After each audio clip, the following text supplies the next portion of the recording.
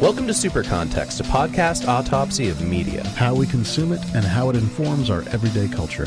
I'm Christian Sager, a writer and a designer. And I'm Charlie Bennett, a librarian and a radio raconteur.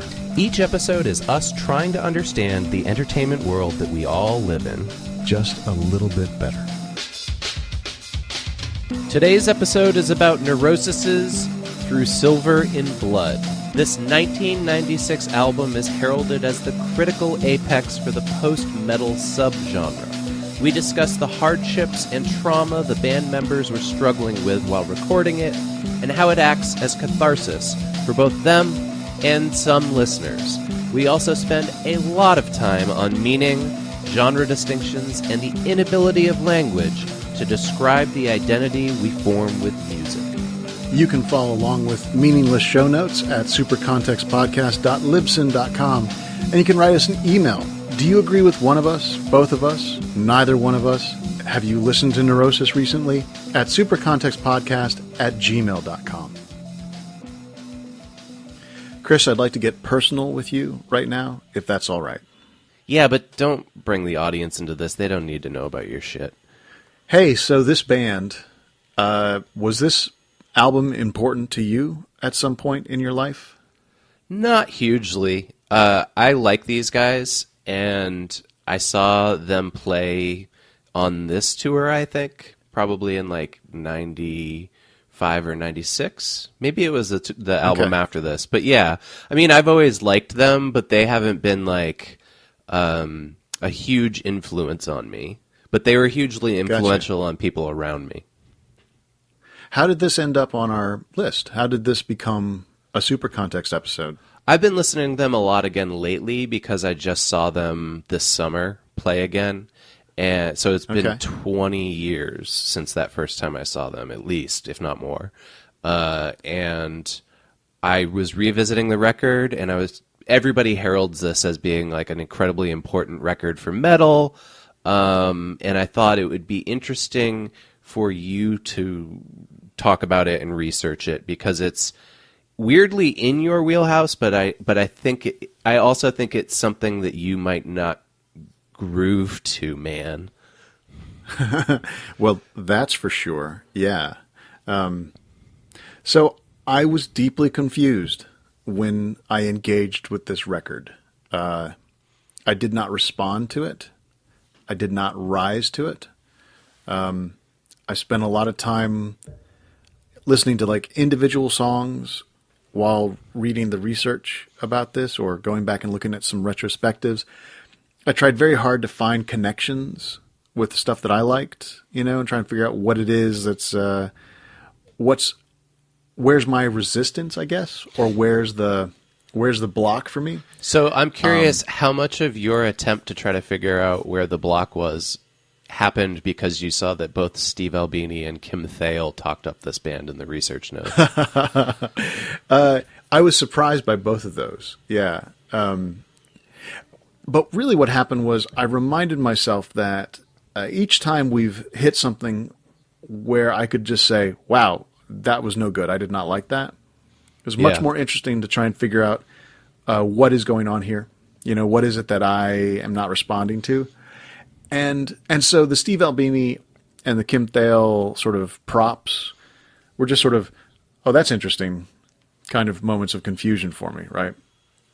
What really happened was that I tried to diagnose symptomatically why this felt like a bad record versus other things that were very similar to it.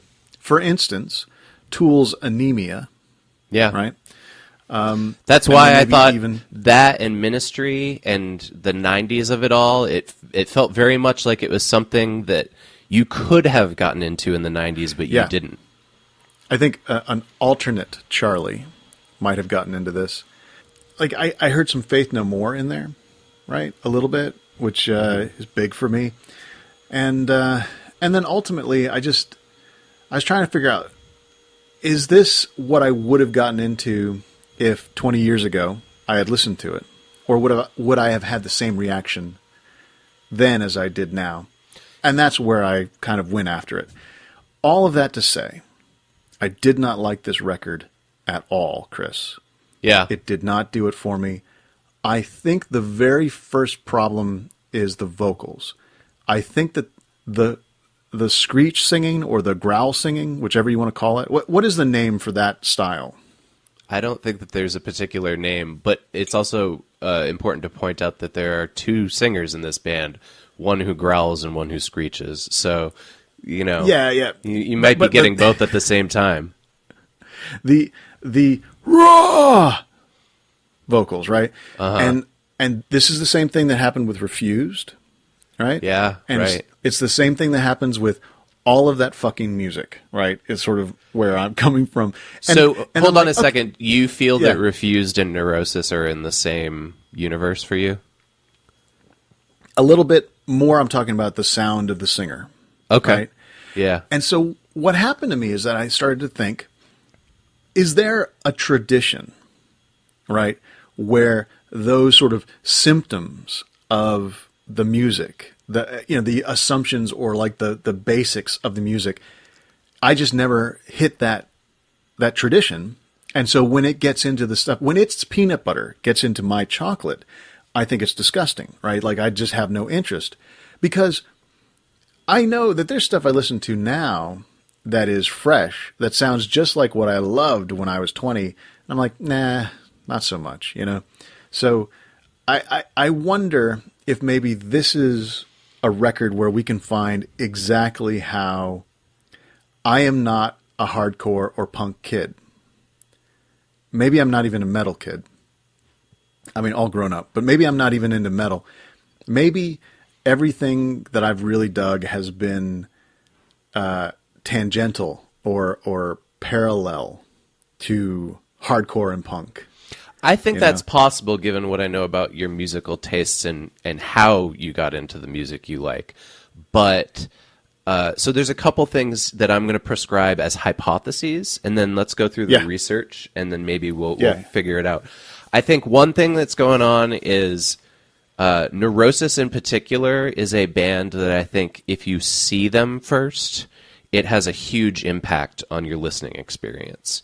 Neurosis's live show, especially when this record came out, was an experience. You weren't just watching a band, right? So, and we'll talk about this in the notes. They would like put this huge screen up behind them, and like a member of the band was a person whose sole thing was composing video projections that would play up behind them while they performed, and it would be like spliced cuts from various movies, cut with like 8mm stuff that this guy shot in the woods or whatever, right? But it was all like atmospherically timed to go along with their set.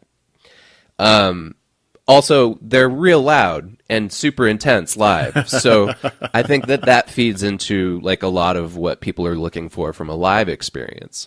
And let me dive in on that real quick. I also wonder if just the fact that I was trying to listen to this record in a house where a family lives, i.e. my own, but like trying to listen to this when I could and the kids were out of the room or asleep. Yeah. If that was what made this hard for me to get into.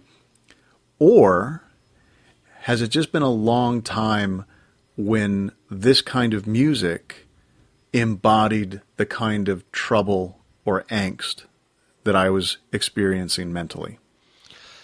Yeah, I can't answer that for you, but I mean, it does sound to me like this record is making you go through some questioning of like, am I an old man? Like, have I become my father in that like, this stuff just sounds like noise to me. I hear where you're coming from. Let me settle that right now. I am an old man, Chris. I am mostly my dad. I just wonder if maybe I needed to listen to this really fucking loud while smoking a cigarette in my house, you know. It helps. And drinking. I listen to it with headphones on, usually in the bathtub. But, you know, it's good stuff. Hey, how close to the bath do you put your device? I'm like, is it like right on the edge there, or it's on the toilet seat, man? Like I just put that over there, wrapped in a towel, and then I've got this like 7-foot cord that I use to record podcasts with you on.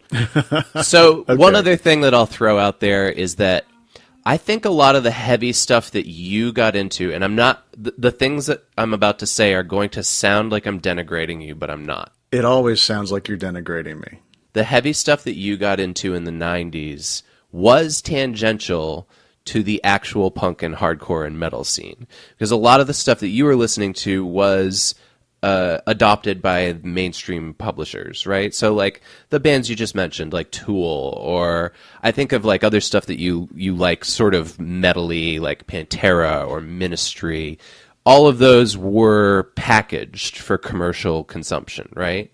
And Neurosis never really quite got there for reasons that we'll discuss.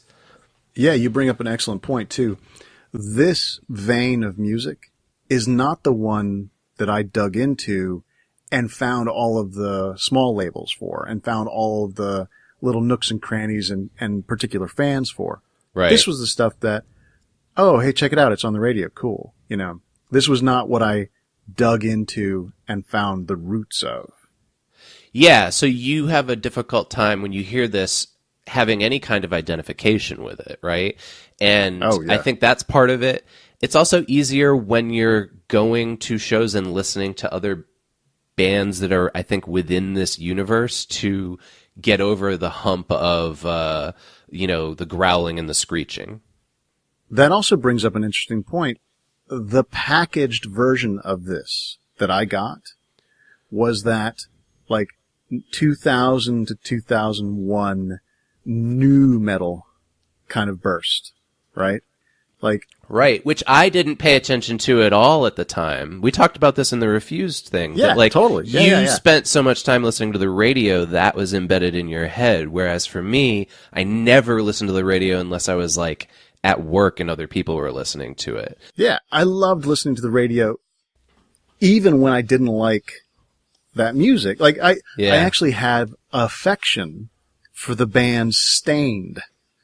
There's an apostrophe in there that I might not have pronounced correctly. Or Limp Bizkit or Korn. I have affection for those shitty bands because I listened to them on the radio, on the one station in Boston that also played the stuff that I kind of liked, stuff that I could enjoy or ignore, easily. I listened to that, and it was also mixed in with Disturbed and Stained and Godsmack, and I think actually they played a lot of what's that band everyone hates? Nickelback, and bands like that. And I got to know those bands like friends that suck, but they're your friends. So then my last question before we get into the research about this record, which is Neurosis's Through Silver and Blood, is there are things that you listen to that you love that are absolutely in this wheelhouse, and yet you somehow are able to overcome whatever it is that's blocking you, right? So I'm thinking the Melvins, Big Business, right? Like, they are absolutely in the same Venn diagram. If we're going to toss out some hypotheses, my one hypothesis on all of this is that because I was really into grunge, or the reason I was really into grunge, one or the other, I like all of the late 60s, early 70s pre-punk, and what's kind of lumped into classic rock these days, the Led Zeppelin of it all. I like all that, and people who listened to both actual punk and all of that proto-metal, Black Sabbath and Led Zeppelin and MC5 and whoever else, right? Iggy and the Stooges. That's sort of, I jumped over whatever the original hardcore scenes were that then also connected to the metal scenes. So where my Venn diagram hits, and trying to do this sort of spatial metaphor on a podcast is stupid at best, but if you were really into garage rock and blues rock and psychedelic, right, then I kind of followed with you. But if you were into the other stuff that those bands I liked, then I couldn't follow with you. You know what I mean? I get it. It's just, it's alien to me, and also like I don't. Again, the spatial metaphor doesn't work. I'm having trouble pinpointing what it is, and I think it may be experiential more than anything, right? Yeah, it certainly could be timing. It could also just be plaid flannel shirts. That might be the most important thing. Yeah, I mean, like my last question for you before we really get into this, and I think it's important to sort of establish this grounding for the audience too, if they've never heard this record and they're like, "What are you guys talking about?" How much like metal did you listen to that came out of the '80s? Like, did you listen to like Iron Maiden or early Metallica or I don't know, Judas Priest at all? Or was that stuff also like way on the side? So the metal I listened to, I didn't think of Iron Maiden and Judas Priest as metal. That to me was like, well, that's not really metal. That's what people call metal if they don't know what metal is. So, oh, really? Yeah. What is metal then? Well, at the time I was listening to it, look at your face. Audience, I really wish that I could describe to you the preemptive condescension that he's got going on. He's ready to say, "Oh, what's metal, kid?" I definitely want to hear why Iron Maiden isn't metal. Because it sounds like prog rock. Iron Maiden is much more Rush than it is metal to me. I think of Metallica, Megadeth, Sepultura, and Pantera when I think of metal. That's my late 80s, early 90s metal category. Okay. Right? And then Slayer is on the other side of that. That's the moving towards even more metal. And Anthrax is in there too. And then if you head towards Iron Maiden and Judas Priest, like you're heading into that really heavy rock, but I don't think of it as metal. Okay. Well, that, I think, helps ground us and grounds the audience for where you and I are on either side of this record. So why don't we talk about how this record was made, how it was received, why it's talked about so broadly as being this incredibly important record to metal, and then maybe come back and look at, like, what are the themes around this, and why do some people identify with this and some people don't? And let's try to learn a little bit about ourselves on the way. So this record is the fifth album by the band Neurosis. It was released in 1996, and this is considered their critical and popular peak. Like, this was when I think they were selling the most records, but also like the most people were showing up to their shows. Neurosis, if you're totally unfamiliar with them, is an American metal punk band from Oakland, California originally. They started in 1985. We'll get into this a little bit, but Neurosis didn't start off as like this incredible like progressive post-metal band. Like they were like a crunchy punk band, and they changed sounds and became these kind of like forefathers of post-metal. But I got two quotes in here at the beginning that I think will help ground it, so it's not just you and me talking about what we think metal is. Right. Which we should abandon immediately. Yeah, right? totally. So the first one comes from Corey Grow, who wrote about this record in Rolling Stone, and he says, Neurosis have been a band for more than 30 years, so this is present day. They've put out 12 albums, including one with the former Swan singer Jarbo. They've curated their own Beyond the Pale festival. They've formed their own label. Yet for all these achievements, it can be difficult to describe them because it's a unique mix of metal, punk, sludge, and avant-garde experiments. And here's another quote describing them from a more sort of subjective or practitioner level. They're dudes who were into metal and crusty shit, who followed their muse and invented a kind of corroded and raging psychedelic hard rock with apocalyptic moments where they pry open the door to madness and stare it down. Plus crows. So that's from Steve Albini. And there's a couple funny things about that Steve Albini quote.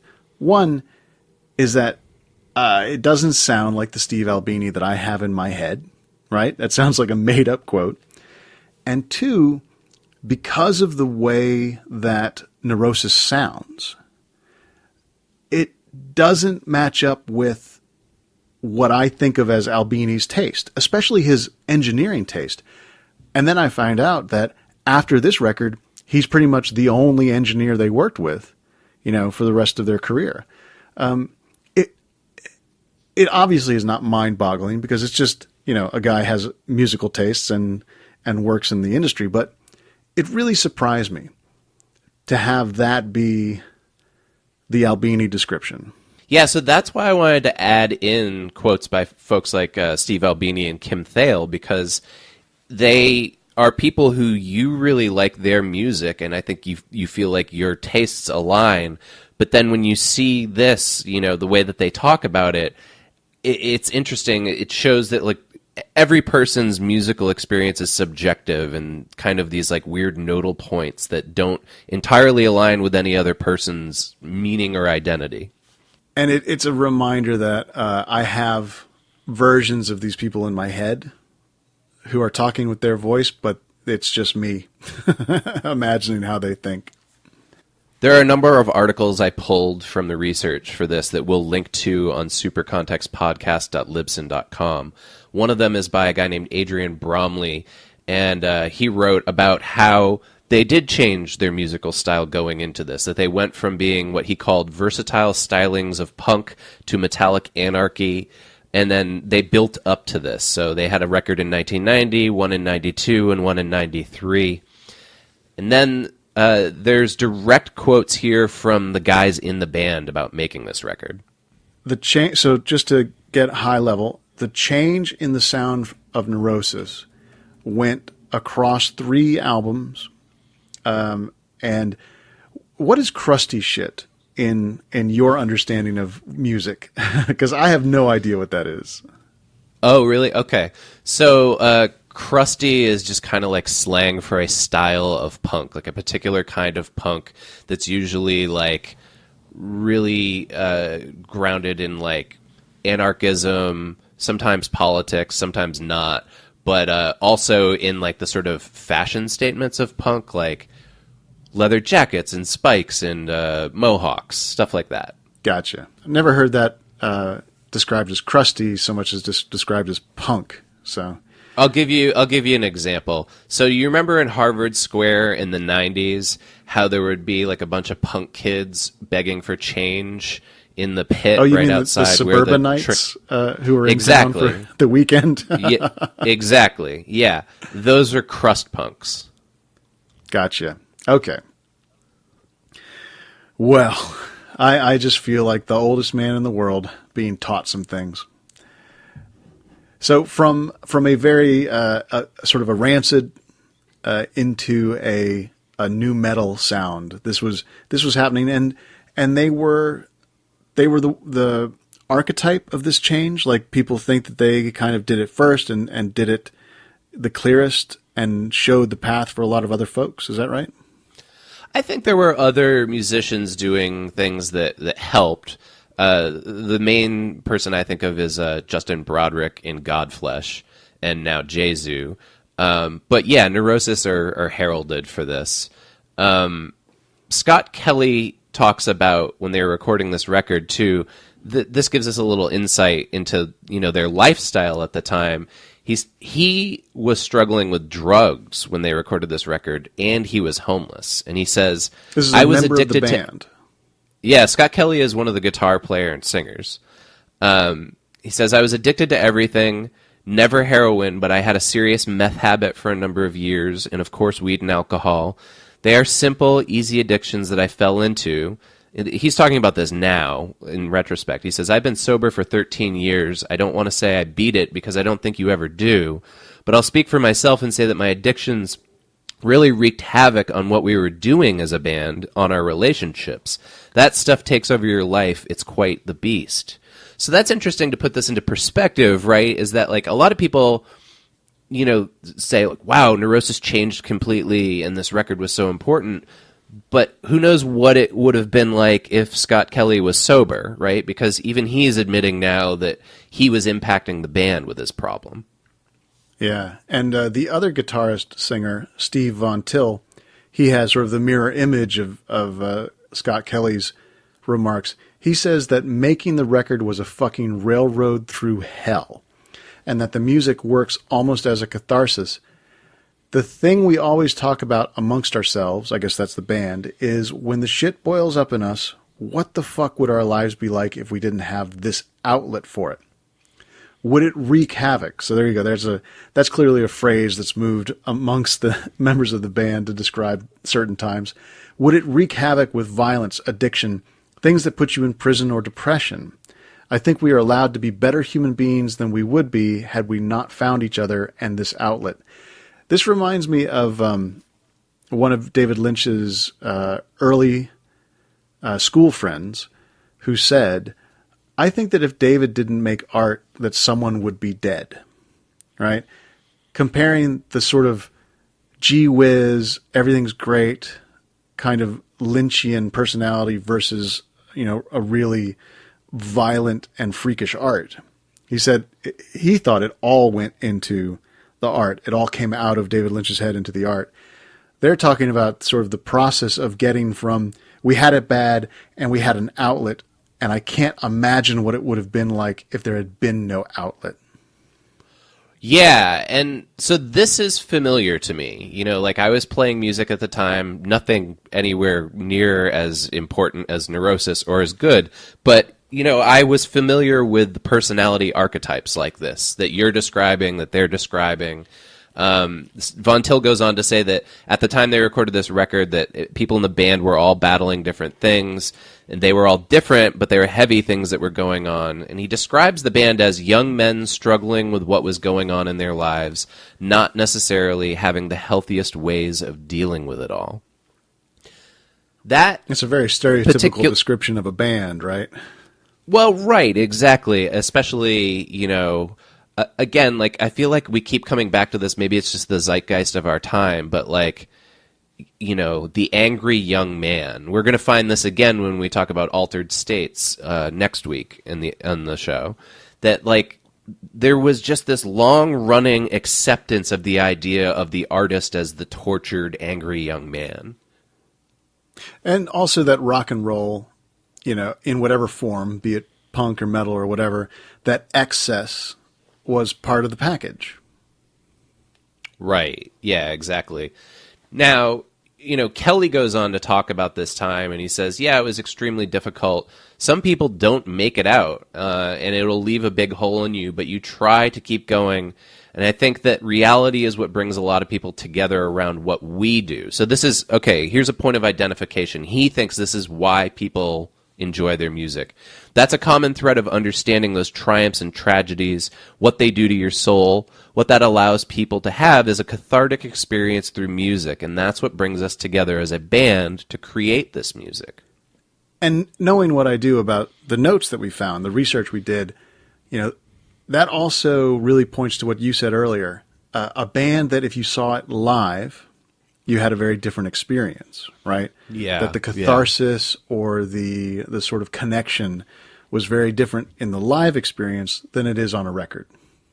I mean, I absolutely recognize now as an adult, I look back at that time in my life and I see, oh yeah, like I was a person who went through trauma for various reasons, right? And that this kind of music and my participation in this music scene was a catharsis for me. Nowadays, I refer to it as a lonely boys club. There weren't very many women involved, and it was a lot of young, angry men who were struggling with trauma for whatever reason, whether they had drug and alcohol problems, or they, had dealt with domestic violence, or they had friends or family members who died, whatever it was.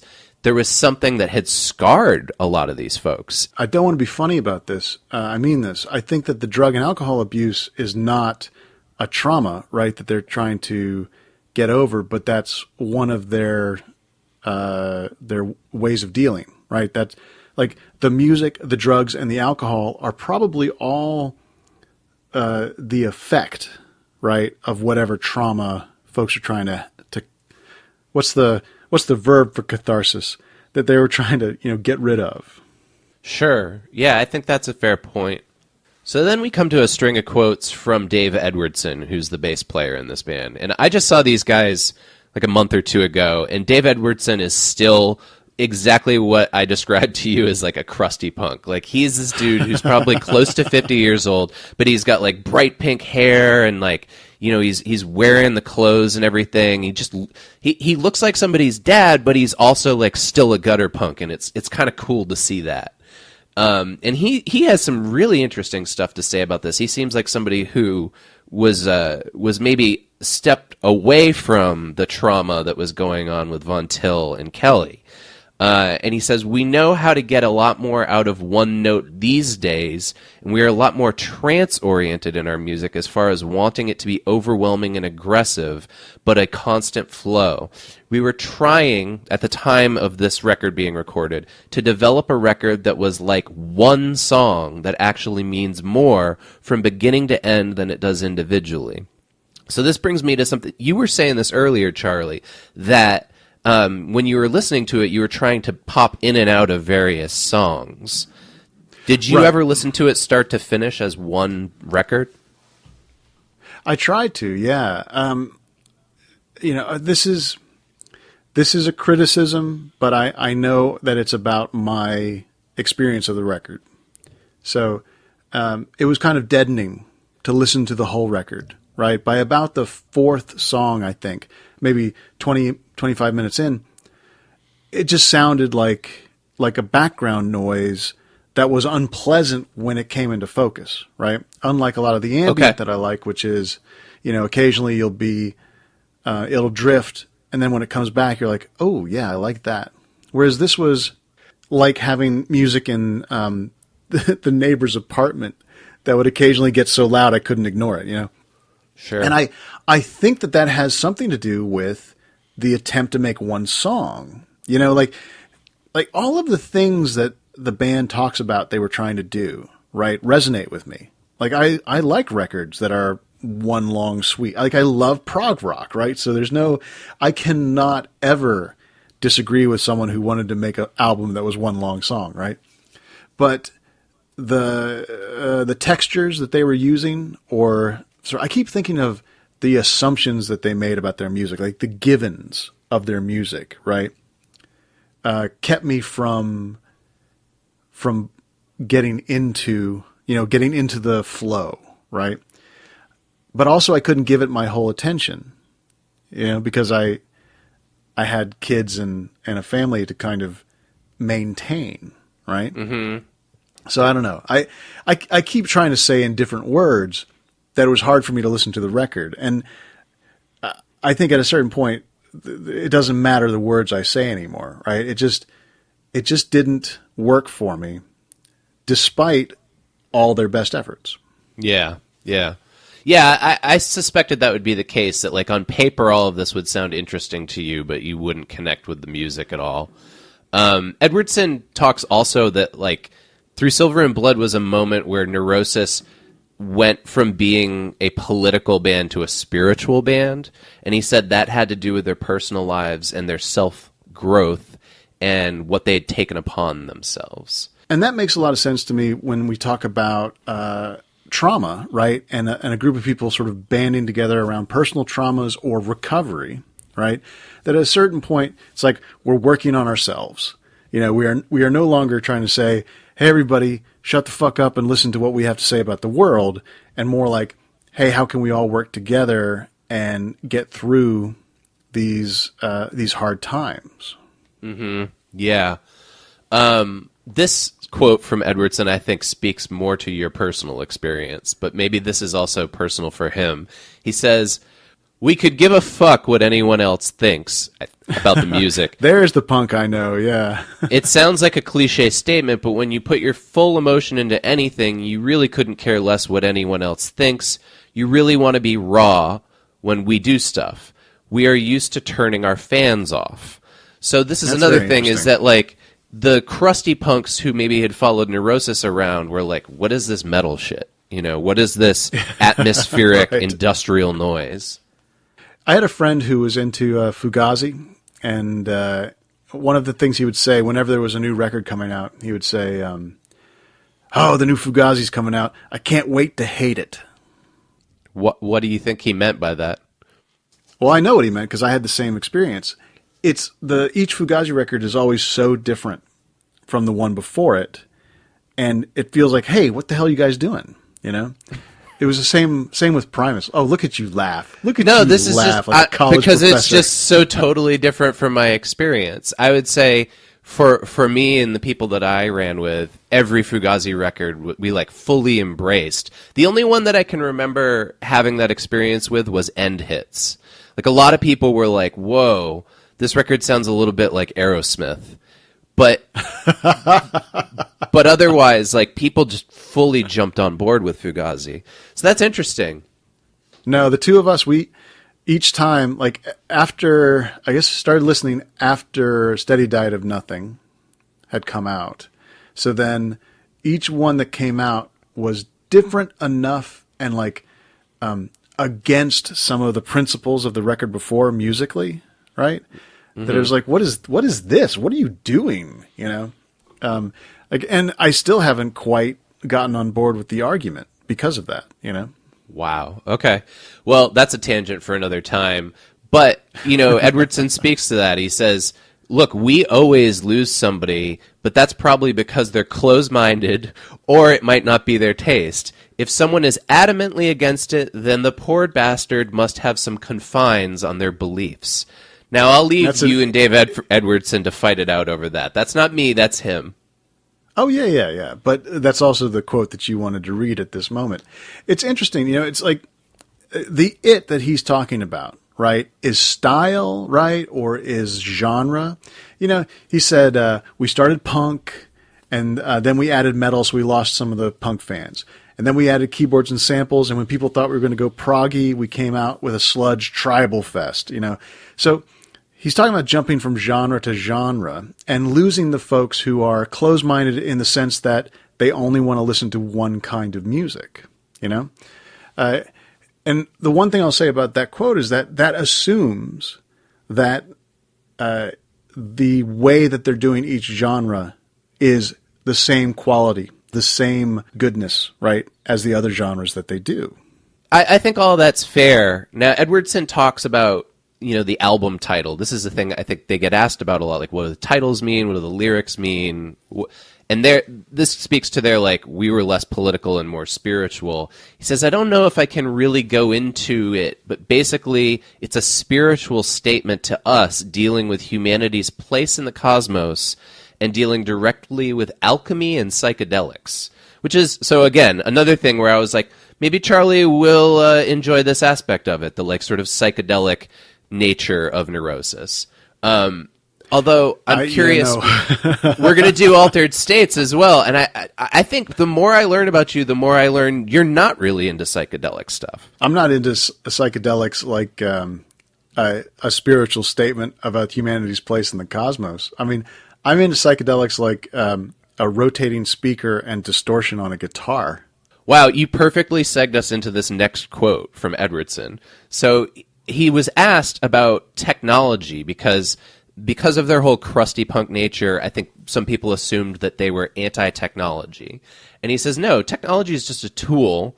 It's a tool for us to use. Electric guitars are still technology. If we wanted an anti-technology stance, we would just go back to drums and flutes. That's not totally out of the question, but I don't see us doing it anytime soon. And so in particular, this is talking about samplers, right? Yeah. And keyboards, which is such a huge part of this record, and I think would really make some people be dismissive if they were a crusty punk.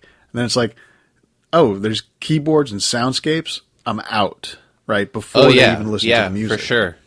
And it's interesting. Like, I had friends playing in bands at the time who all went out and bought samplers and were like playing around with them in their rooms, like trying to figure out how they could do stuff like this. I don't know that it was just Neurosis, but it was, I think sampler technology at the time was becoming affordable enough that you could try to incorporate it into your DIY band.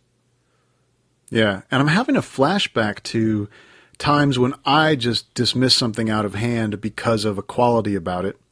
If there was a record, this is not a real example, but I think it's probably as stupid as the stuff I was doing back then. It's like, this new record by a guitar band also has like bagpipes on it. I don't give a shit. I'm not listening to that. Really? Man, oh, yeah. that's interesting. Yeah. So like so you just described Dropkick Murphys. Like they use bagpipes occasionally. Well, like I said, that was not a real example. That was the kind of stupidity that I'm sure I engaged in, at sort of early 20s, of just dismissing because of a outside of the genre decision. But only if it had been established. Like, if AC/DC had an album that came out that had a bunch of samplers on it, I would probably be like, I'll catch you on the next one. So there were a lot of rules for you then. Like, there were a lot of sort of self-imposed rules about what was and was not good. And it wasn't necessarily subjective. It was more like in the sense of like, if this instrument is on here, I won't listen to it. Or if it sounds like this genre, I won't listen to it. More like the second, and even more explicitly, I believed that I had a contract with the musical artists that I liked, and they needed to fulfill it, which is that they owed you. Yeah, which is an audience mentality that I can now see and retroactively or retrospectively understand. Like, oh, that's not how music works. Huh? But at the time, that was how I took it. It's like, you need to make a record that's the same but different. Yeah. Interesting. Okay. Yeah, we have very different experiences with this. But Edwardson's last quote here, I think, speaks exactly to your experience trying to listen to this album now. Because he says, you cannot ignore our music, even if you don't like it. It's so loud and it's intense, we cannot be ignored. We go out with 100% each night, even if no one is there, because that is how we feel the music needs to be expressed. And he talks about how the music takes over their body and it controls them. And he says, yeah, we augment our show with strobe lights and hypnotic visuals. You could close your eyes and you could just listen, but no matter what your perspective is, it's going to be overwhelming. Even if you don't like our music, it will at least annoy the shit out of you. And that's an explicit statement of our live experience is the full experience of us as artists, right? Yeah. That's like, we will not be, because I can ignore them in my living room pretty easily, if it's playing on the speakers. But if I did go to a club, I wouldn't be able to like drift off and be like, oh, this is okay. I don't know why Chris likes this band, Oh, no. Your entire body would be vibrating because of how loud it is. Yeah. So, weird crossover episode here. We did not plan this at all, but we have timed it so that we're recording this episode, and then the next episode we're recording is about Ken Russell's Altered States. And I did not realize it at the time because I'd never seen Altered States, but when they had their live visual effects, a lot of it was cut out of that movie. So, did you get a chance to watch Altered States yet? Not for our episode, but I've seen it a couple times in my history. Oh, okay. Yeah. So do you think Altered States, like, how do you pair like the visuals of Altered States with Neurosis's music? Because I think it's just wild that they were purposely, summoning up that movie, and we accidentally scheduled them next to each other. So that's a very subjective question, Chris. So I will answer subjectively. My feeling is that all these sort of trappings are attempts to make something feel significant. Everything from the imagining that is a spiritual sort of attempt. This reminds me of people who call themselves magicians. Okay. And so I have very little interest in exploring it too much. I imagine that one of the things that played was the pounding down the hall and the superimposition of the dude and the Neanderthal or the ape, like the bam, bam, bam, those big flashes of light and those superimpositions of images, which fits certainly the texture of the music and probably matches that feeling of, oh, you got to transcend, you got to change. But right. I mean, I am deeply turned off by the phrase, we can't be ignored because we go out with 100% each night, even if no one is there, because that is how we feel the music needs to be expressed. That could be true. That could be not true. It could be genuine. It could be, just deeply like arrogant. It makes me feel very much like... What if it said Chris Cornell's name next to that quote instead? Well, no, it wouldn't. You have a very interesting sort of hypothesis here, Chris, that I am a bootlicker aesthetically or artistically. And I would like to think that you know me better than that. I think if Chris Cornell said that, oh yeah, totally. Yeah. If Chris Cornell said something like that back when I was 22, yeah, like, yeah, go. Right. That's right. Don't be ignored. And now I'm like, talking loud, maybe just make the music, right? Maybe. Yeah. Yeah, I think, so one thing, I want to step outside the episode for a second. One thing that I notice is whenever we do music episodes, it's when you and I have the most contentious clash in beliefs. And yeah, for sure. It's interesting to me that the medium of music is so much more about identity and meaning than the other media that we cover. It seems like people, not just you and I, everybody, really attaches a lot of significance and meaning to who they are as a person and how they make decisions and how they judge things based on sounds. And their identification with the people who make those, right? I mean, like, your question, hey, if a musician whose music you liked said this thing, would you be okay with it? That's an ethical question, right? It's practically a model of the moral compass, right? And right, yeah. You wouldn't ask me that if you didn't think it was kind of true, right? And you wouldn't think it was kind of true if you didn't have some judgment, right, on my taste or how I consume the music, right?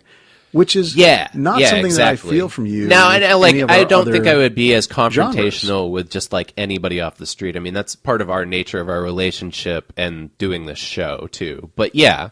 And I also wanted to draw us to this point, though, so they're talking about how overwhelming their audio was. And we're talking about how audio as a medium is somehow so much more connected to identity. And yet Neurosis really were going for a full AV club experience when you saw them live. and that's why they had the live projectionist. In support of Through Silver and Blood, they used visuals that were projected behind the band. And this is from an AV Club article written by J.J. Anselmi. He says, or they say, to intensify Neurosis's plunge into the most primitive regions of the brain. That's why they used the screen. Symbols are the root of language, marking our initial progression from the world of animals, so it follows that Neurosis would utilize this ancient form of communication to induce a feral state of semi-consciousness in the audience and in the band members alike. What do you think about that quote, Charlie? It's pretty dramatic. And it seems... I agree. It seems to be. I think we can both be in agreement that that's silly. Right.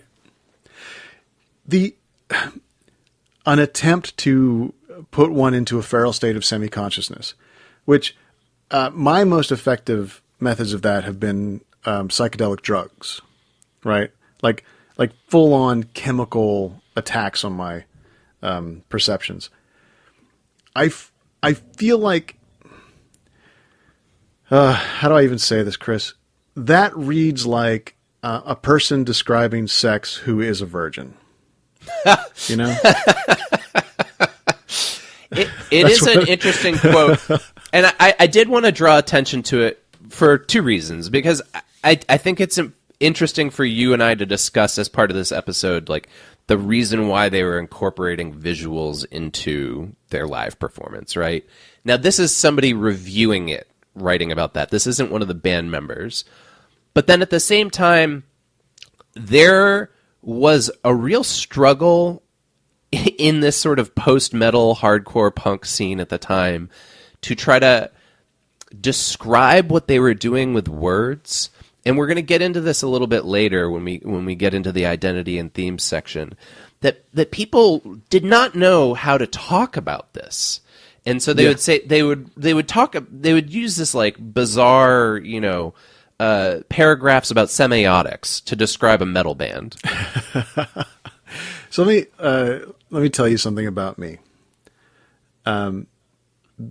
Stuff like this makes me realize how deeply waspy I am inside, because I have felt a kind of spiritual ecstasy in the presence of live music. There are brief moments of sort of leaving the body or sort of forgetting the self, during a really good performance. But the fact that someone is talking about it is just so gauche. And an attempt to put it into words, right, is ridiculous. So, I have, about this experience, right, about this kind of musical experience, I have the same sort of, one does it, but one doesn't try to describe it to other people kind of feeling. You know what I mean? I'm actually, I do know what you mean, and I sympathize. But the way you just phrased it, I think you purposely did this. It sounded so bougie the way you said it just now. Yeah, I am trying to channel the Hamptons, right? I mean, this is, right. Connecticut Episcopalian is my religion when it comes to digging music. Don't talk about it. Don't say how it makes you feel funny. Just enjoy it and don't tell anyone about it. Man, I think it's really I'm interesting. Sorry, I'm cracking myself up. I apologize. No, it is funny. And I think it's interesting how this record has, more than any other record we've covered on the show, has really caused you to sort of reveal these rules that you had ascribed that weren't written down anywhere, right? They were like, and I think we all do this. There's like these sort of unwritten laws of how music works. Oh, yeah. And this is the perfect record for it because it came out at the peak of my having those rules, I guess, or the peak of my application of those kind of in-group, out-group rules for music listening. When I was struggling the most, right, to fit in with people and using all the things that were available to me to try and fit in. Like, oh, we all listen to the same music, so we fit in. Or, oh, we're all, on the same team, so we all fit in. Or just like trying to connect with a community, right? When I wasn't suited for any of them, right? My community was very, very small and insulated. Like, well, this is going to sound far too pathetic, I think, to go too far down this road. But, I wanted to have a group of guys that I went out drinking with every Thursday, right? And what really I was built for was to stay in drinking every night. Interesting. With myself. Yeah, right. So, I think what you're articulating here, which may or may not have anything to do necessarily with this record, is a common experience, though, especially for kids like us growing up at that period of time. That everybody was looking for something that would connect them to other human beings. And it was so difficult to find that connection that we were all grasping at straws, whether they were musical straws or literary straws, right? Sometimes it was alcohol straws. Yeah. I would say I don't know how unique it is to our cohort, right? I do know that there's kind of an understanding that there used to be these a ton of third places and a ton of sort of citizen democracy groups, or established community groups. Everything from the VFA to the 4-H club to local government, right, in its own form. Bowling leagues, pool leagues, all these things, like the 50s, right? People established these ways to build community, right, in places. And those were either on the decline or weren't cool anymore to me, right, when I got to the age when I needed them. Let me see if I can rephrase this in a way that is going to be incredibly simplistic but might also be universal. In the 50s, that community was established. And then I think in the late 60s and early 70s, our parents' generation called into question the existence of everything and the importance of everything. And that was dismantled and deconstructed in the 80s. And then it came to be our time in the 90s, and we were desperately looking for something that we could attach ourselves to, which is a very human instinct, I think. But everything had been taken apart, and we had been told there's no meaning in anything, so nothing matters. And also that anything constructed was fake. Yeah. Wow. This episode's going down a completely different route than I thought. But this episode is far more about semiotics and post-structuralism than I thought it was going to be about. So, getting back into the notes about the production on the record, I'm going to assume then that you're not familiar with Relapse Records. Very familiar. But if you asked me to name a band on Relapse, I would not be able to, because they've all just jumped out of my head. Okay. Well, yeah, so this was the beginning of their relationship with Relapse, and the bass player says, we were just really impressed by the enthusiasm that they had for... So there's a side band that we'll talk about in a moment that is Neurosis, called Tribes of Neurot, and basically every time there's a Neurosis record, they do a side record that is more like instrumental and ambient and not metal at all. And Relapse was interested in the Tribes of Neurot stuff. And so he said, look, if they were interested in that, they had more power for advertising than our previous label had, which is Alternative Tentacles, Jello Biafra's label. He said we wanted them to do the next Neurosis record. And he said, look, Alternative Tentacles is a great label, and they worked hard, but they don't necessarily want to be competitive, and they don't necessarily have to. That's just where they're at. They helped us out, and we were pleased by that, but we needed to grow to survive, and it seemed nice to grow while staying independent. So that's why they went with Relapse.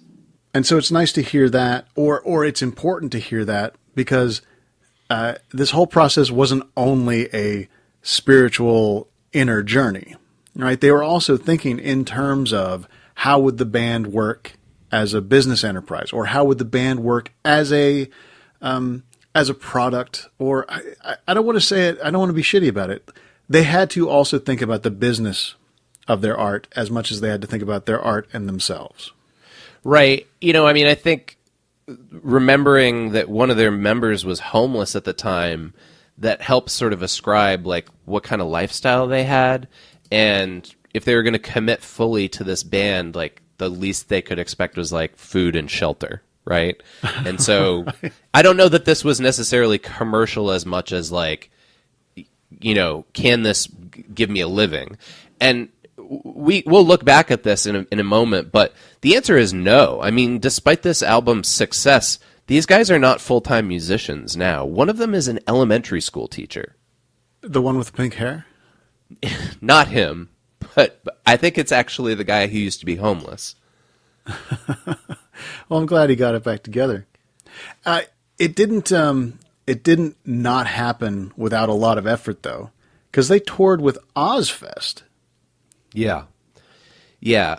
Before we get into Ozfest and Pantera, which are things that I think probably overlap with your world more than mine, I do just want to pause and talk about the Tribes of Neurot thing for a second. Did you get a chance to listen to Silver Blood Transmission at all? I did not. Okay. So I think it would be really interesting to hear your take on that, because there's such totally different experiences. And I'll give you an example. My wife is not at all into any of this stuff. She doesn't like metal at all. She doesn't care for any of this, Lonely Boys Club stuff.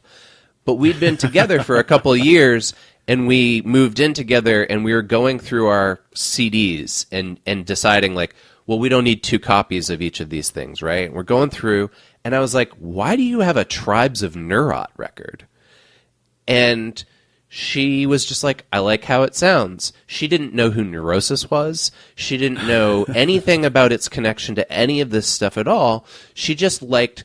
My wife in the 90s was like a cross between a hippie and like a rave girl. And Tribes of Neurot was like the perfect overlap for that for her. You're talking about pot. Yeah, sure. But I think musically, it doesn't have anything to do with these like signifiers of metal and punk and hardcore, But if we want to get way back into the metal part of it, let's talk about Ozfest. Because yes, they played the second stage slot at Ozfest. And I don't know that it necessarily was a great experience for them, but it is probably how many people became familiar with them. And yet, it was probably the worst place for a band like this to try and connect with an audience because they were background music. Yeah, Von Til says at the time that this happened, he said there were a lot of things that were coming to a head in their personal lives. Quote, we were tapping into some pretty dark and aggressive stuff to find catharsis, which we talked about earlier. We didn't have an audience, so we were touring our asses off. That music was particularly physically and spiritually very difficult to deliver, and the lesson we learned early on was that the music had to be delivered with 100% honesty and intensity, and it felt completely fake and disingenuous if they didn't. We needed to embody the spirit of the music, and it took a toll on our bodies and our well-being. Now, I think it's in the notes somewhere, there's a description of the keyboardist pounding the keyboard in sort of a semi-state of frenzy. Yeah, to that's definitely what it's just like live.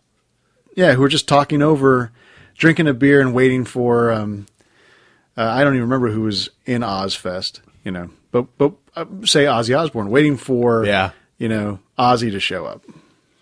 What's neat here, right, is that the quote that we delivered earlier about the whole 100% thing that you talked about, that was a different member of the band in a different interview in a different article. And so, it's clear that this is something these guys have sat down and talked about and come up with, like, a shared language to remember this experience by. Yeah, I can totally imagine the band having, sort of therapy sessions, or establishing values sessions and talking and finding this common language for how they were going to approach the music, the live performances, the record, the long term. I think being together as long as they have been, you would have to do something like that, right? I mean, they've been together for 40 years or 30-something years, but closing in on 40. And I just think that they, at some point, must have had to have established a good communication rapport about what was going on and what they were trying to do if they were going to keep this up. Yeah, and if it's a part-time for all of them, they have to have a lot more than we practice every day to be able to keep the band going. Yeah, I think you're right. And so that's what's interesting is that a lot of the quotes here are from present day, looking back at the 90s and the recording of this record. I don't know that you would have had the level of maturity in talking about how they put this record together if you had asked them about it in 96 or whatever. Right. Well, I mean, they were struggling with those things. They were not out of the damaged place to be able to mature. Yeah. So they went from this Ozfest situation to having major labels begin courting them. And Von Til says, it was the time when arena rock met the underground. I think that speaks to what we've been talking about as well. The conversations we had with labels were disgusting. It was all these sports team references or fucking Pink Floyd and Have a Cigar.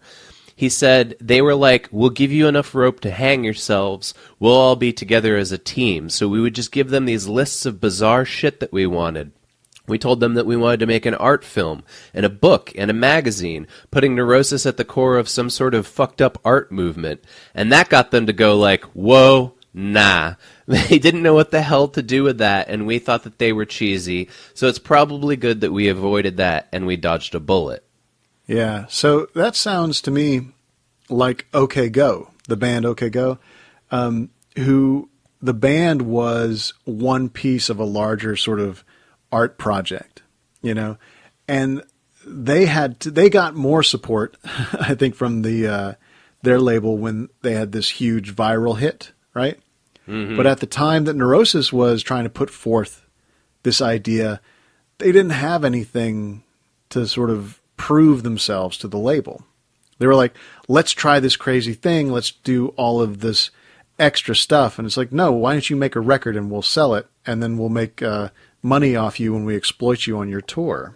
Right, exactly. Yeah, it doesn't sound to me that Neurosis were doing this out of principle as much as just kind of like they were just turned off. It wasn't like when Fugazi at the same time was being approached by record executives and they were like, no, on standard principle, we know we're not going to work with you because you're going to exploit us. I don't quite agree with you on that because we have a quote from Kelly on here. We felt like signing to a major label weakened you as an artist. Okay, yeah, you're right. So it wasn't so much like, no, you don't, as a band, sign to a label. It was more like, this will not help us do what we're trying to do. Yeah. So they were in the middle ground of, oh yeah, sign us and do this, and we will never sign with anybody. They were in this sort of, maybe we could use the resources, but maybe that will not help. As Kelly says, it would have killed us to do that, to sign and get edited and sort of self-censored. So there's this interesting piece that I found written by a guy named Joseph Schaefer on a site called Invisible Oranges that is about this period of time and the tour and everything. And he talks about, you can find this live video on YouTube of them playing Ozfest from this time. And he says, their appearance hints at someone wanting the derided fest to be something with progressive weight, or maybe some record executive got confused by them having bagpipes. I've rarely seen such palpable hatred and loathing in live footage. The expression on Kelly's face while he screams, "Stick him," over and over suggests a pathology. Oh, and then this is where you got that section about Noah Landis pounding on the keyboard, and that he looked like he was about to cry, while people in the background milled about looking for cheap beer unimpressed. Yeah, there's both there's integrity and patheticness in that, like we will always perform, we will always give our all, but then it's like, and we'll do it in a place where no one cares and where it's actually kind of laughable to be so personal, so deeply into the performance. Yeah. And by comparison, I saw them around this same time for the first time, and it was totally different. I mean, we were in a gymnasium at a high school in Western Massachusetts. Wow. They were the headlining band. There were easily 500 people in there just totally in rapture at what they were doing.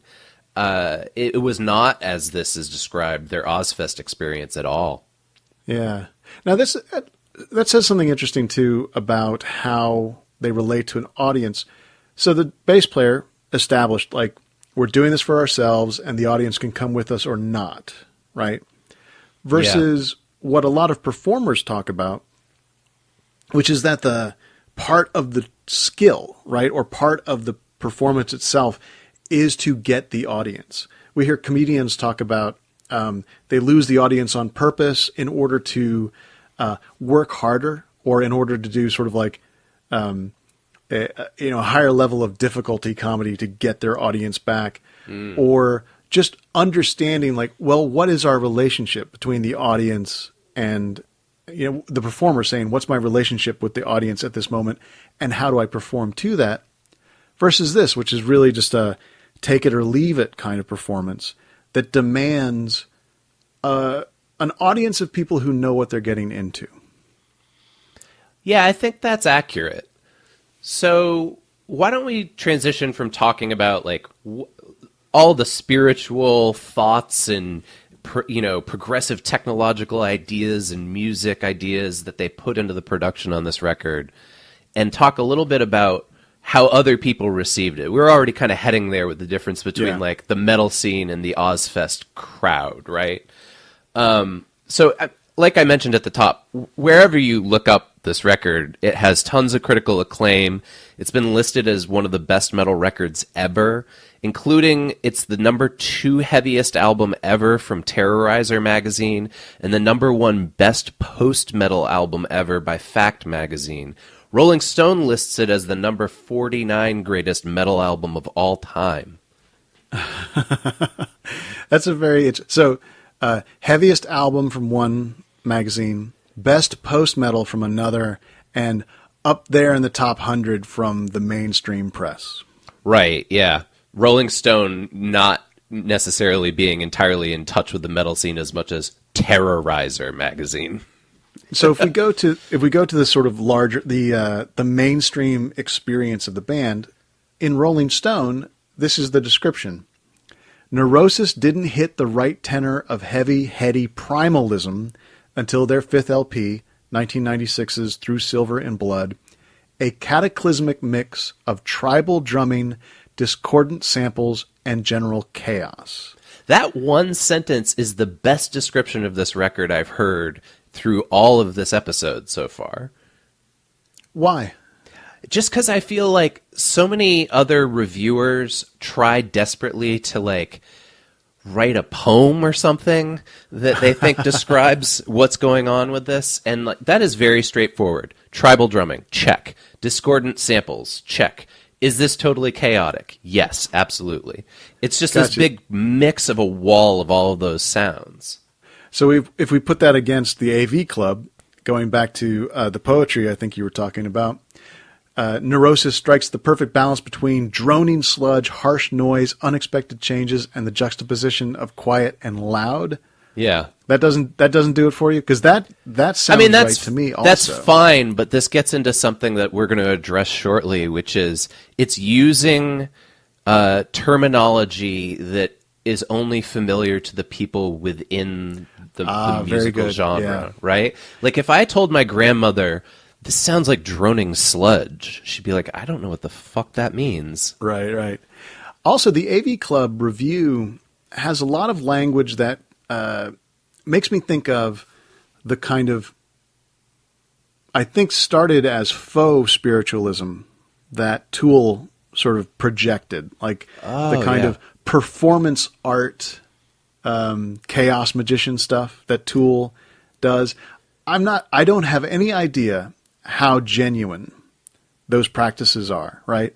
But I know that the image of the band that Tool puts out fits in with the quotes from AV Club about Neurosis: ancient nerve, tribal drum, circular groove, reversion to the lizard brain, animalistic tom pounding, murderous trance.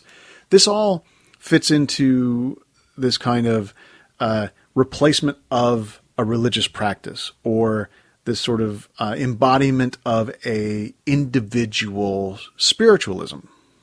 I think it also just comes down to what you and I have talked before as just bad music writing. Like, I think that there aren't that many people that are capable of writing good music reviews, and there's lots of sites out there like the AV Club that will take anything they can get, right?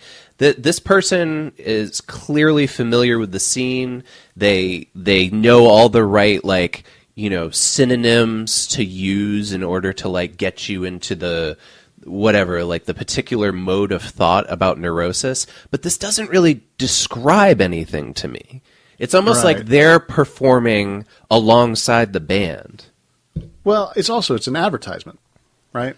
It's like, yeah, in a lot of ways it is. It's more about the reviewer and what they're capable of saying about the genre than about you actually understanding what's good about this record. Oh, that's interesting. That's not where I was going, although I can also see that. I'm saying that it's like ad copy for the record.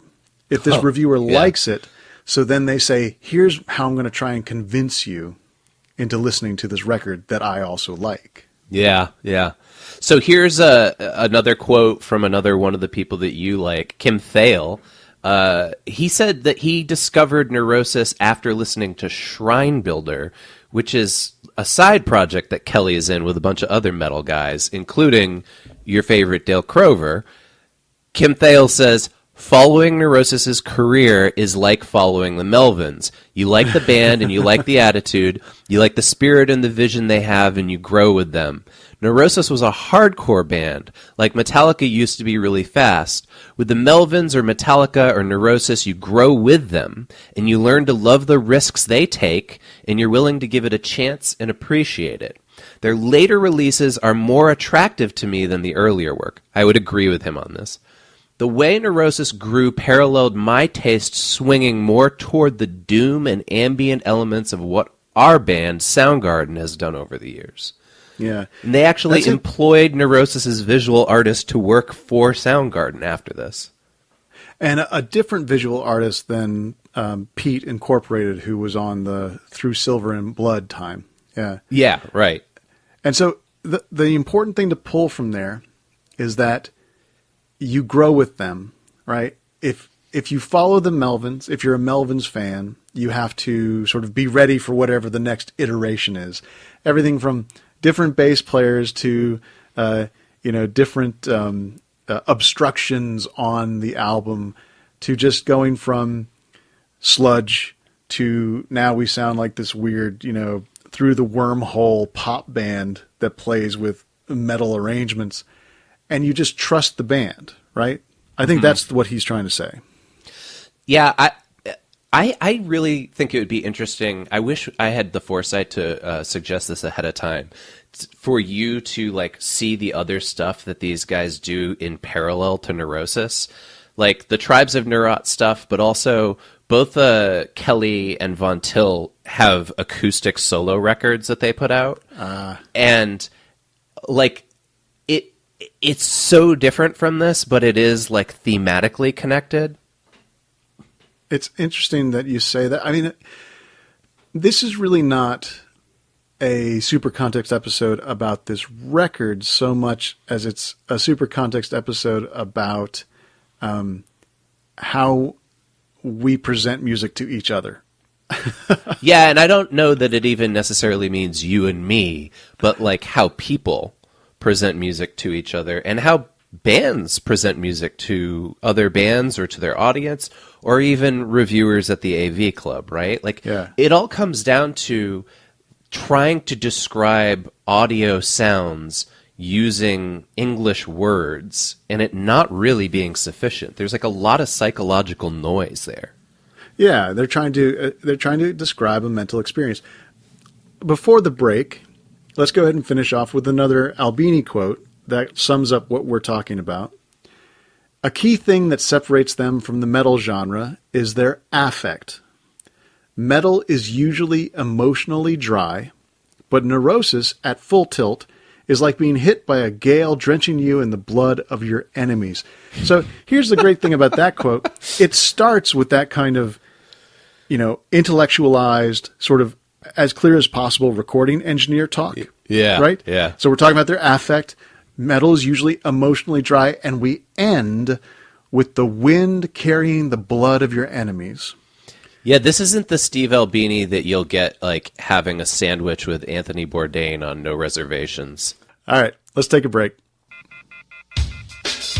Hey everybody, thanks for listening to Supercontext, a Patreon-supported podcast. That is right. We are supported by our generous community members over on Patreon. Supercontext is a DIY indie creator-owned show. We don't have a network behind us. There's no company with deep pockets that's paying for us to do this. Charlie and I donate our time to this every week because we want to.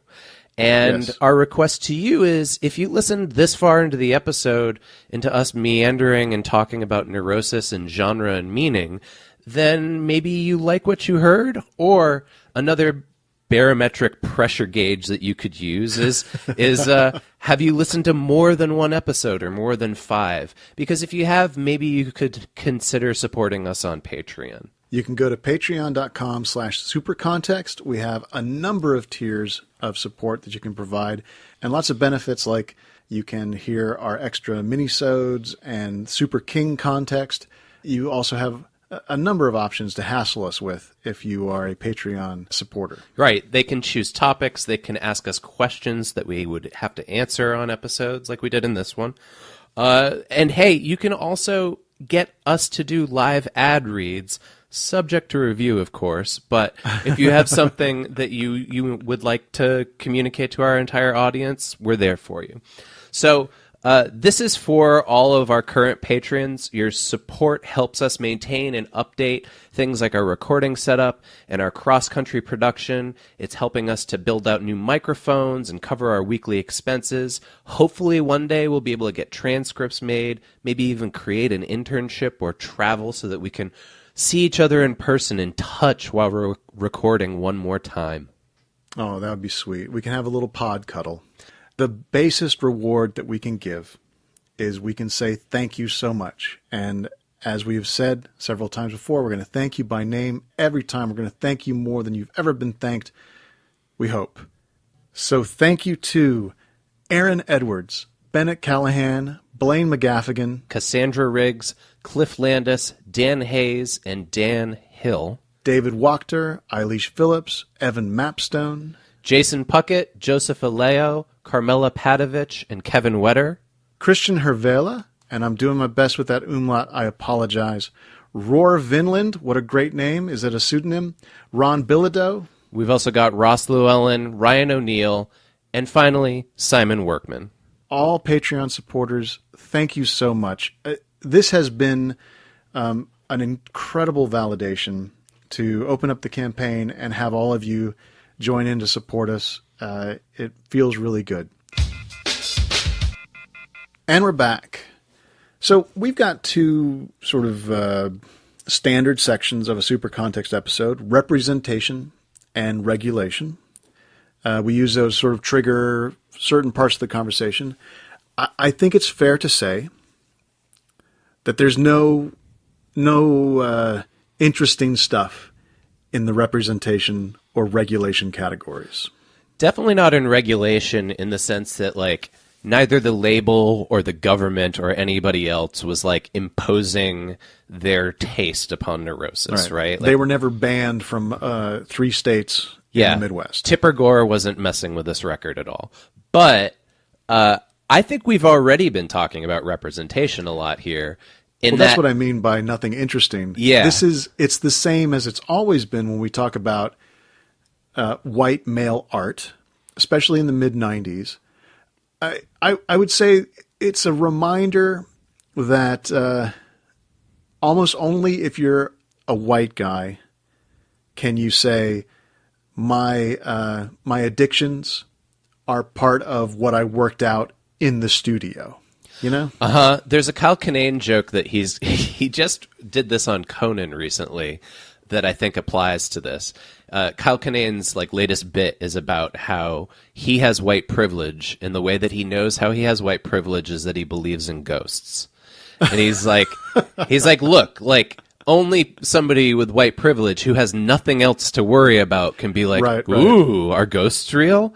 And I think that's the same thing that you're talking about here, right? Is now a little bit. To be fair, one of these guys was homeless at the time. They definitely had things to worry about. Yeah, in no way am I suggesting that they shouldn't be complaining, quote unquote complaining. What I'm saying is that the fact that they were suffering, they talked about violence, they talked about addictions, they talked about this sort of interpersonal difficulties, right? And they were still able to together make a record to work out those problems, right? Yeah. It's sort of the equivalent of, depending on your status and race, do you need to go to jail to pay for things, or do you need to go to rehab to get your life back in order? Right. Yeah.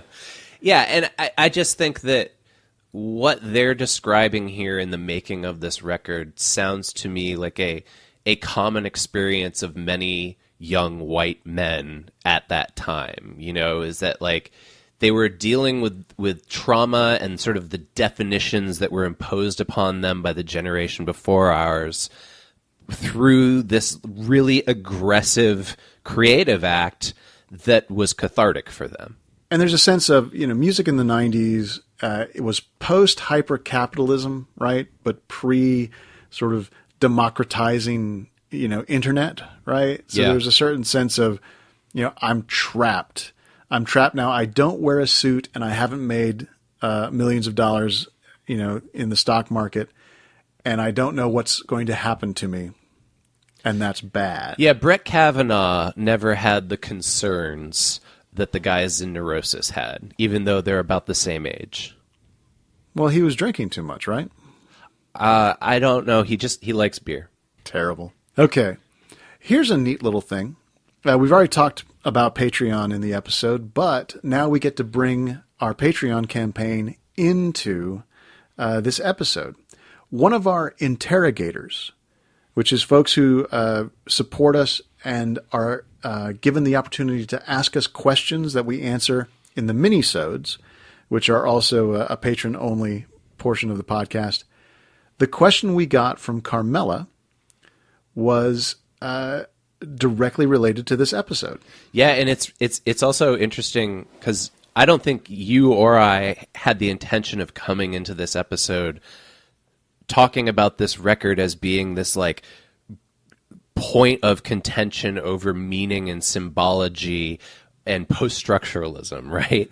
I quite literally thought I was going to ask you, what's the stuff that happened in high school that made you like this record, after college? I mean, I'm not in a snarky way. Like I wanted to, hey, give me your path. And we went way high up, way quick. Yeah, and Carmela, whether intentionally or not, I think hit upon this. So she asked us, and I'm condensing her question here. She wanted to know what our take on the idea of post-metal as a subgenre of metal is, and whether it falls beyond that of other subgenres like new wave, British heavy metal, death metal, black metal. Now, I don't know how much any of those distinctions make any sense to you or not. Oh, they make all kinds of sense to me. I know what all of those are. Okay. Now, her point is just that she says compared to the subcultural strength of heavy metal in the 80s, there's something slightly post to a lot of the metal bands that became classics since then, such as Neurosis. And she says, I'm not actually convinced that the label of post-metal itself captures all that much. Yeah, and you have, I think, the perfect beginnings to the answer, right?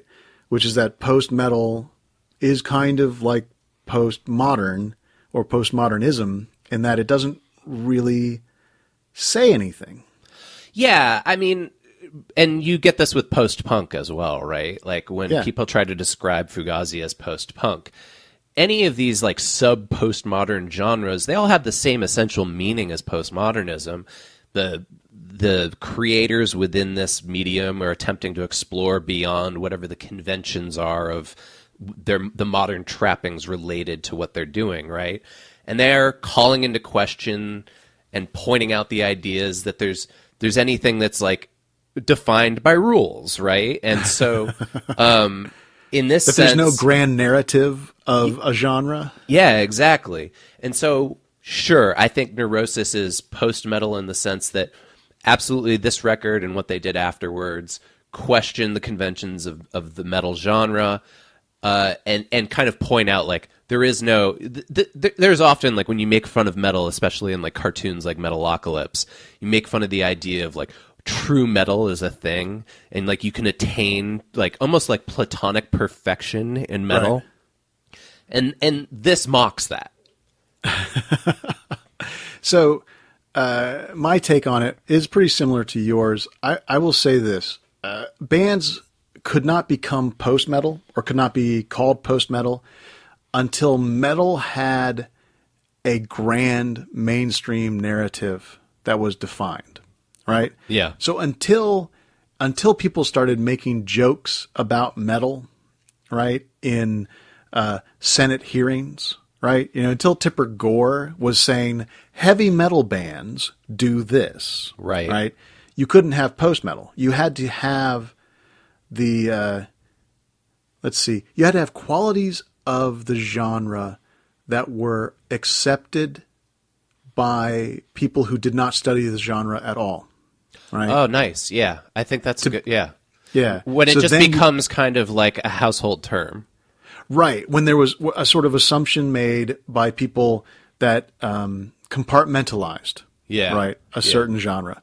Then you can have post, because then it's like, oh, this is a band that is taking, continuing the work that was started in a genre now that that genre has been calcified in the public view. Yeah. Yeah. I think that's great, Charlie. I would also add that, and we've talked about this before, both about music and literature on the show, I find genre distinctions troublesome in general, especially when you're reading reviews. It's one of the reasons I get so frustrated when we have to pull from reviews for the research in these episodes, because I think that just the language in the terminology, it's going to constantly get subsumed for newer ones, right? And in the case of this record, I don't think the terminology matters as much as the approach that the musicians have when they're composing their songs, right? Yeah. Like I don't think to the guys in Neurosis, they care about the term post-metal. Well, yeah, if you think about postmodernism is not a philosophy, and it's not a practice, right? It's a way to describe a period of time that there were a number of shared qualities in the art that was being made, or the cultural expressions that were coming, right? Mm-hmm. So not only can you not really call something post-metal until metal has been defined, you can't call something post-metal until you've gotten past it and can look back and say, oh, this group of bands that were all doing the same stuff, how do we describe them? Well, they all seem sort of post-metal, right? It's like it's a weak attraction among similar artistic practices. So let's move from there. I hope that answers Carmela's question, and I think weirdly we were already sort of on track with that, despite that, when I put the notes together for this episode, the term post-metal wasn't really even on my mind, but genre distinctions turned out to be really important to this episode.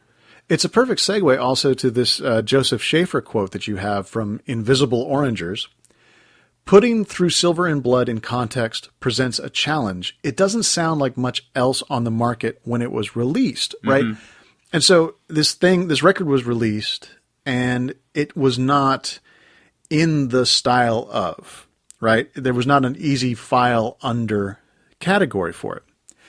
Now, 22 years later, for me, I listen to it, and again, not to be snarky, but just this is my true experience. It sounds like all those other bands that it sounds like. It's funny because Joseph Schaefer addresses that here.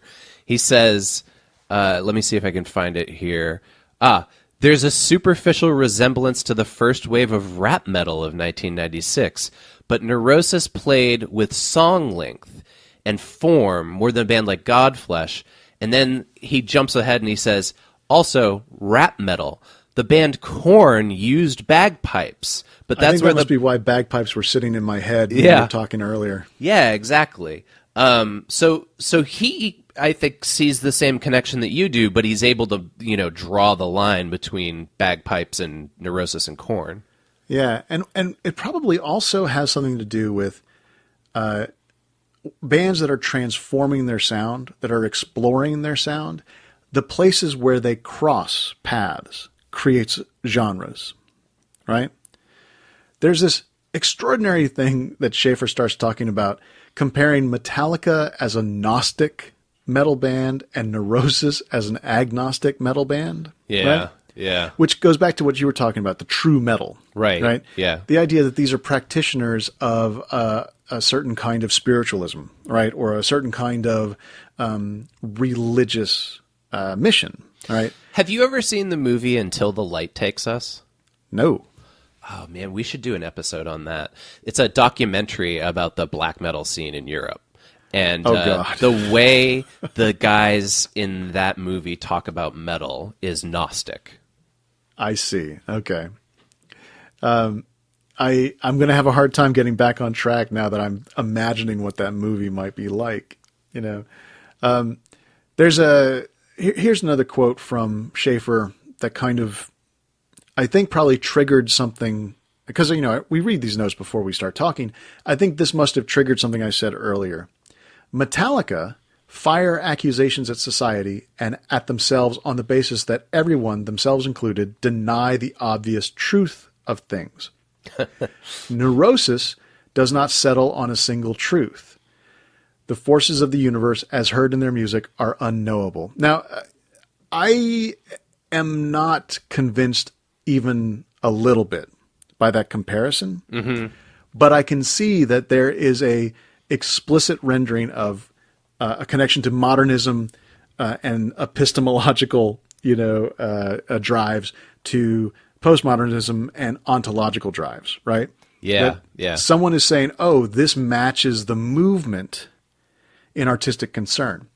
It doesn't really say anything about the bands so much as it says, here's this placement of a metal band at one time, right? And if art is all moving in the same direction, we have to find the post-metal band to compare and contrast with Metallica. Yeah. So, like, for instance, I would say you're not terribly familiar with, like, what are heralded as post-metal classics, right? And when I hear that stuff now, I go, oh, yeah, it all traces back to Through Silver and Blood. So, of course. But at the time that this record came out, it was so far outside of what was understood as true metal, right? That it seemed like it just was this null void that had no meaning to it whatsoever. So everyone asked them, what are you guys doing? Right? Now, this is also a time period that I cannot relate to at all, because it's when music editing software was starting to change. When, like, 96 was a time when you could still sort of talk about are we going to use samplers? Are we going to use loops, created loops? Are we going to work with these weird sounds, and instead of, where am I going with this? I think it was the time when making music on a Mac was starting to be a choice, as opposed to an experiment. Oh, yeah. At the time, so 99, I lived with 3 recording engineers, and they all had Pro Tools on their computers. Right. And they were, let's see, we have a quote here. It's a credit to producer Billy Anderson that the album is listenable at all. Beneath the murk, each layer of sound is just transparent enough to allow a listener to focus on what's underneath. And this is talking about how they mixed differently from, like, let's record live in studio. Here's another reason why this doesn't seem like an Albini band at all. Because I can't imagine, setting up, dry with very little reverb and a meticulously mic'd drum kit in electrical audio to record this album. You should check out their most recent records that he recorded, because they don't sound as murky as this, but they're still doing the same thing. Yeah. So, it's hard to get murk with 2 guitars and a bass, right? Yeah. You can't do that, the texture that is all over Through Silver and Blood. I think that's where the keyboards come in for sure. Yeah. And Joseph Schaefer talks about how that contributes to sort of lack of meaning associated with Neurosis, because not only are they lyrically opaque, but the music itself is opaque. It's like a Photoshop file with like 50 layers in it, right? And they're just all like blurring on top of one another. Yeah, and that's why I kept thinking I need to take some time with this turned up really loud and just sit and listen to it and not worry, am I going to wake up the kids? And not worry, hey, do I need to get to the grocery store before everybody gets home, or things like that? Like, I needed to be able to devote all of my attention and my surroundings to this record to start to get through those transparent layers, right? To start getting in and finding my own meaning. And that seems to be what they wanted, or at least what they want now, in terms of how people walk away from this record. He says, rarer is any communication about Through Silver and Blood. There's no Hall of Fame entry for this band, and my guess is that that is their unwillingness to talk about this record. It explains their absence. He says that at a recent Roadburn festival, that's like a metal festival, somebody told him that the people in Neurosis deflect questions about the songs on Through Silver and Blood whenever they're asked them by reporters. And when Stephen Von Till was asked, he said, look, in order for us to explain this stuff for you, we would have to burn the place down in order to play any deep cuts for you. So even though these guys are like almost 50 and like one of them, I think he is a he's a fourth grade teacher in Idaho. You know, like they still have this like metal sensibility. But also they have this record of a really hard time in their life that they're not going to revisit, right? It's here's some more Schaefer that kind of lays it out. It sounded like a hard album to make. The band did not make a record with Billy Anderson again. They chose to work with Steve Albini for all the follow-ups, none of which explore the thick murk of Through Silver and Blood. It's a turning point, and Schaefer calls it elusive, alluring, and challenging. Whereas to the band, it probably sounds like a record and a reminder of trauma that they worked out. You've been listening to Supercontext, a podcast autopsy of media. How it's made and how it informs our everyday culture. Our theme music is Human Factor by Mile Marker. And right now you're listening to Drive Fast by 3 Chainlinks. Show notes and all our past episodes are available at supercontextpodcast.libsyn.com. You can email the show at supercontextpodcast@gmail.com to tell us what you like, what you don't like, and to suggest topics for future shows. And I'm available on Twitter as @Christian Sager. And I'm there @Bennett Radio. 2 N's, 2 T's.